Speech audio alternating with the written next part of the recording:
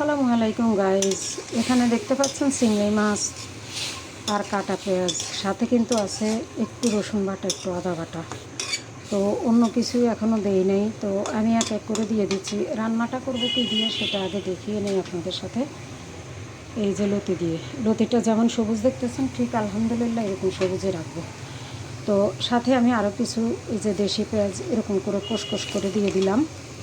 কোষ খুলে জাস্ট আমি সিলে নিয়ে নিয়েছি। আর এখন আমি যা যা উপকরণ লাগবে, যেমন লবণ, হলুদ আর সামান্য একটু জিরা গুঁড়া আমি দিয়ে দেব।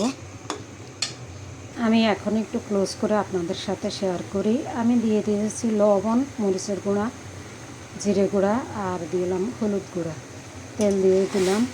তো এটাকে কিন্তু আমি ওই যে ব্লেন্ডারে যে ব্লেন্ড করেছিলাম তো আদা রসুন, সেটার সাথে সামান্য একটু পানি দিয়ে কিন্তু এটা আমি কষিয়ে নিচ্ছি।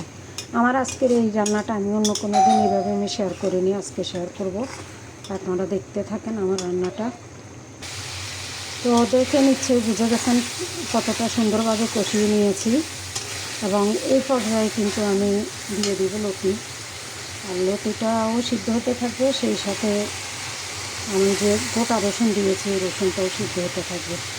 তো আলহামদুলিল্লাহ এইভাবে কষাতে রান্নাটা কমপ্লিট করব। আপনারা আমার সাথে থাকেন, দেখতে পারবেন। ইয়াম্মি একটা রেসিপি, খুব সাধারণ হলেও কিন্তু ইয়াম্মি একটা রেসিপি হয়ে যাবে ইনশাল্লাহ।